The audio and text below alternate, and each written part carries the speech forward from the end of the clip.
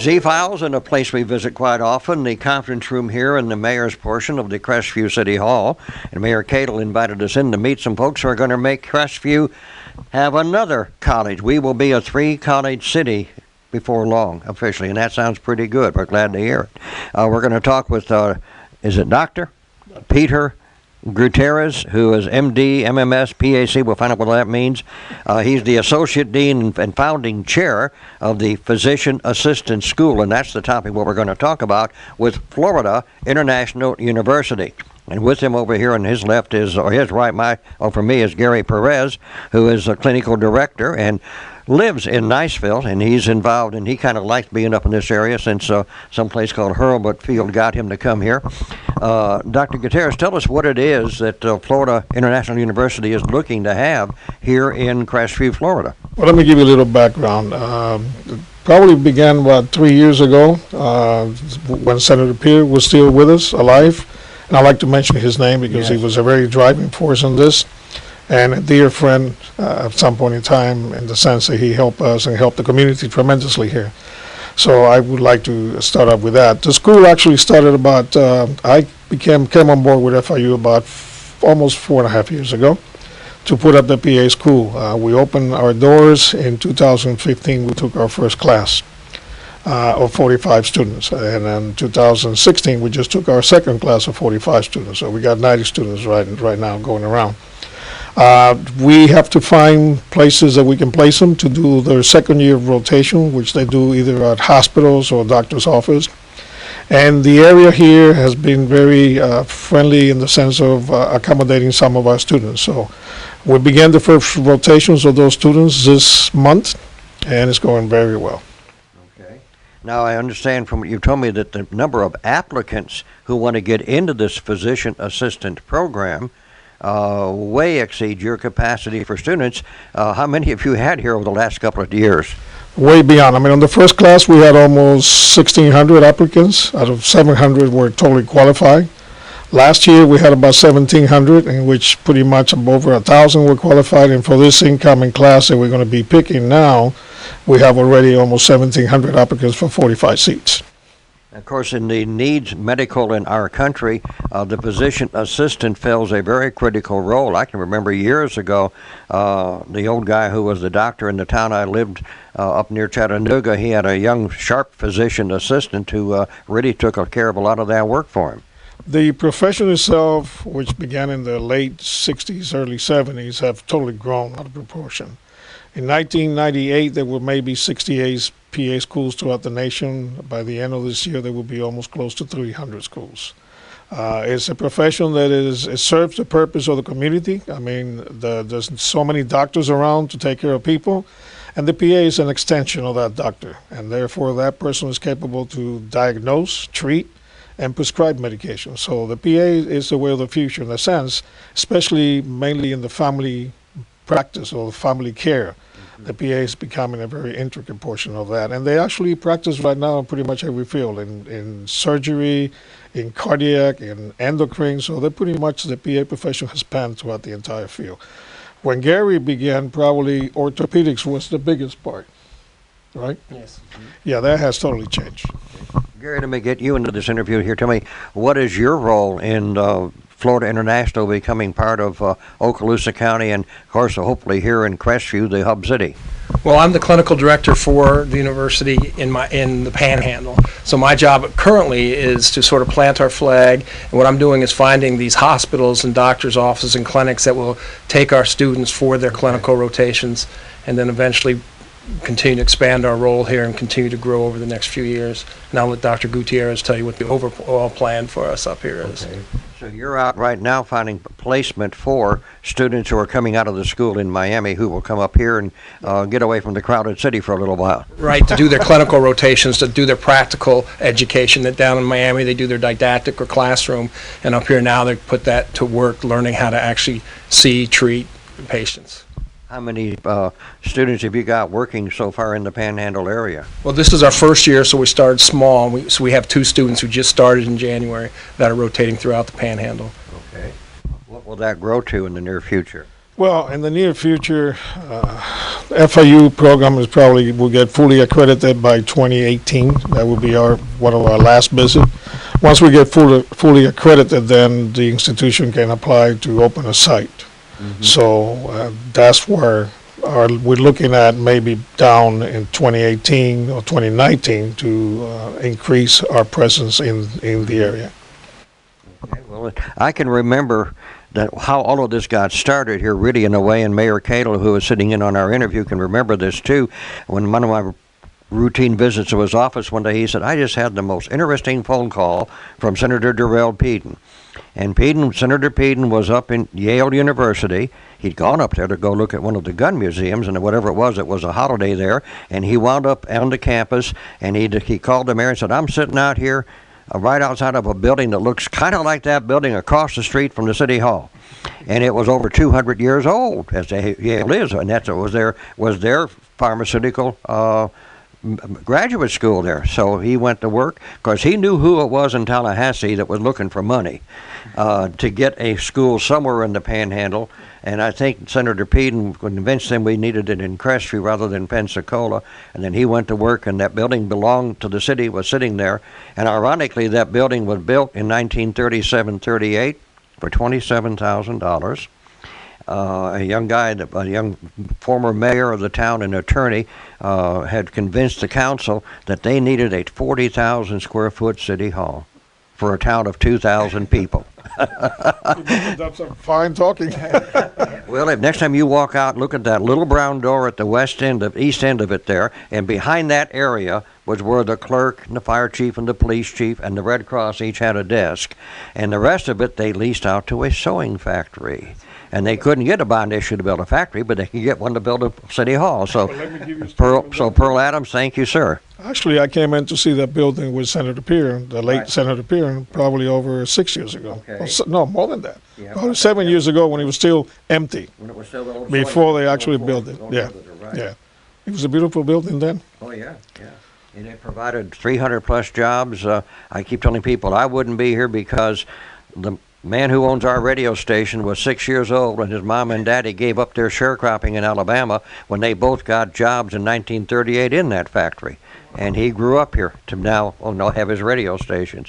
So you never know where things are going to start. And I know that Senator Peden's dream was that there be he wanted a rural medical facilities kind of thing out in this area, and I think that what you're doing still fits into that dream and a need that exists here. Exactly, and I think that's not only his dream. I think it has become all of us in this room dream to make that happen. If nothing else, because of his name. He was very instrumental in getting a lot of things done in this town, and I really want to enforce that. I was very, very happy to have met him and be part of him for a little while. So as much as I can do to make that dream happen, I will continue to do so. You're not bad for a guy who was a little country doctor and delivered a lot of the babies that have grown up to be leaders in this community over those years. And actually, I was a resident of this area in 1973.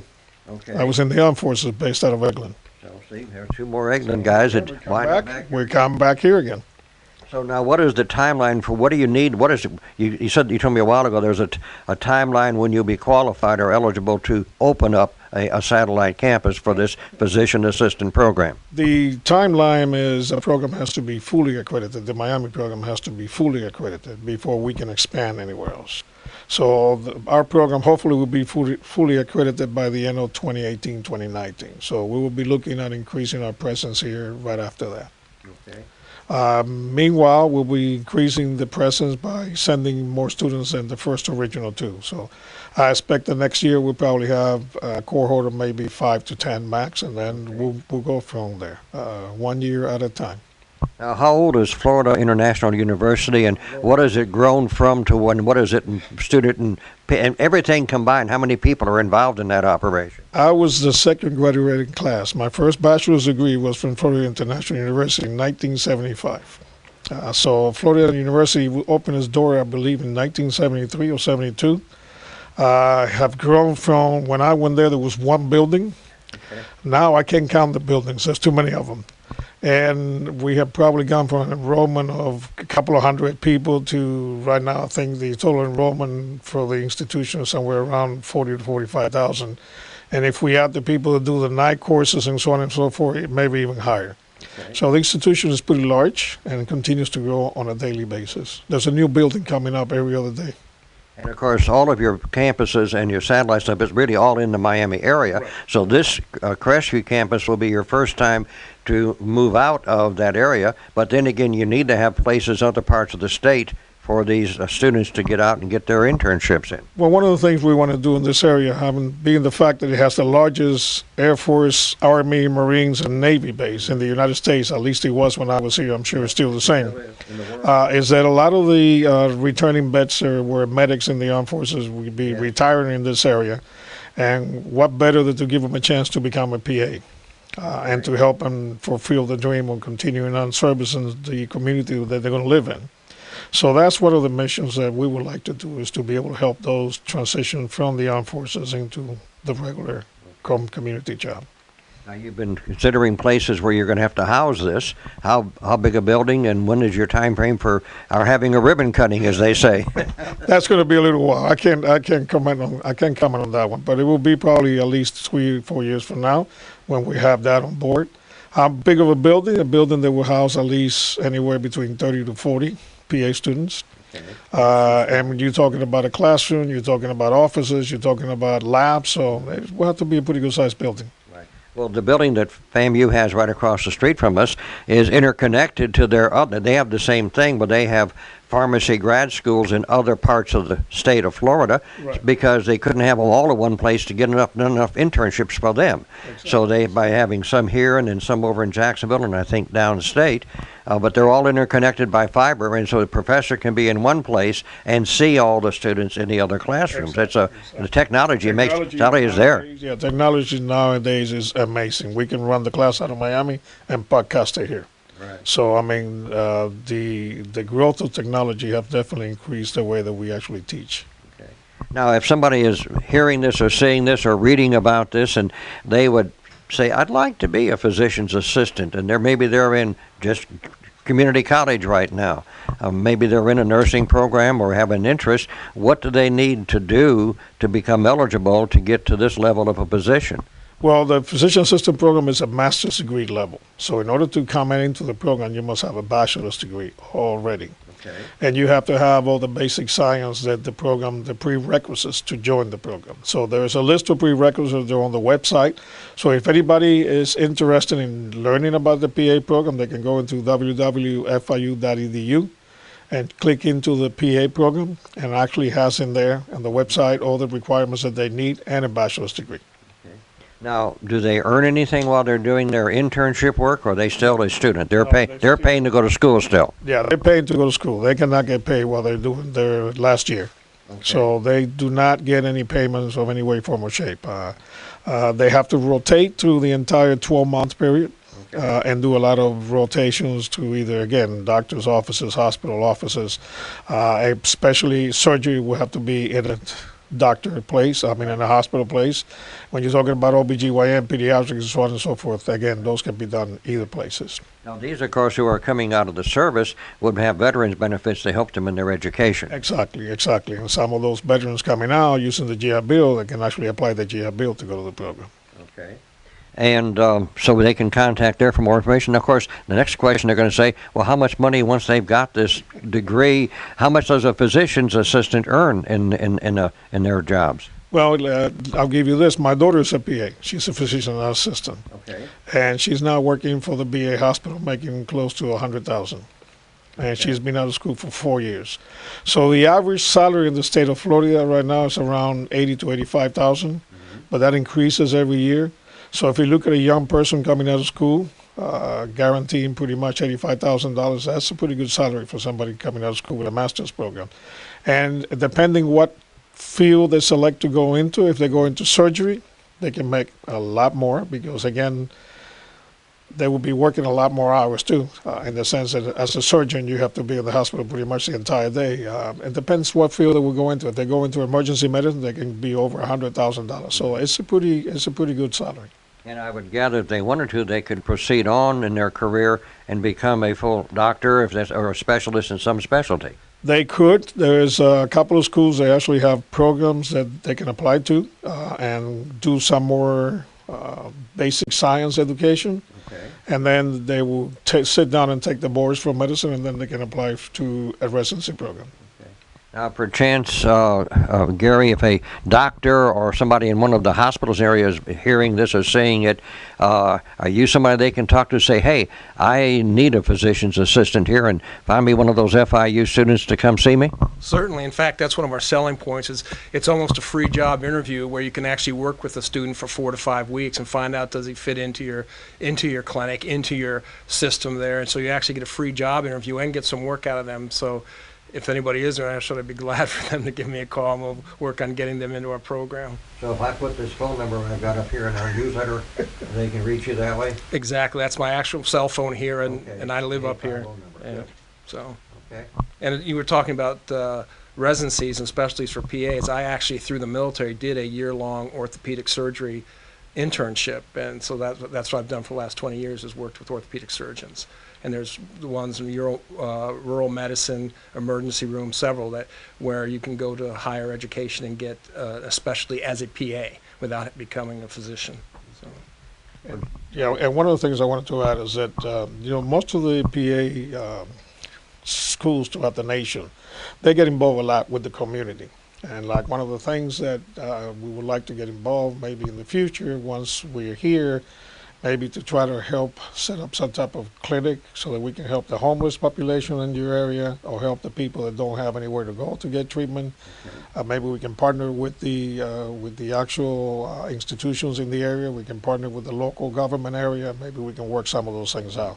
I know that that's very important, especially for those people that unfortunately have gone down the wrong road and they don't have any place else to go. So that would be another service that the PA profession really likes to get involved with. And in having done interviews with Senator Dr. Pete and Representative Pete, and Senator really was the final big title, that was among his dreams that part of that building across the street could house some of these kind of clinics for what they're able to do in the nice facilities that building has. And they actually have a clinic that they built in there. It's on the first floor, which is not being used now. Okay. So that may be something in the future that we can, partner with. Well, let's hope so. Well, sir, we appreciate your time. We look forward to seeing you both here in the community more. And folks, if you want that phone number, if you are here local, I'll give it to you. For those who are listening on the radio, you can reach Gary Perez at 850-218-2872. That's 218-2872. And for the video, for those you're watching it on the YouTube channel or on my Facebook channel, you can see the things going up on the screen. So one more thing, that's why Crestview is growing to be the community it is, and you need to be part of it.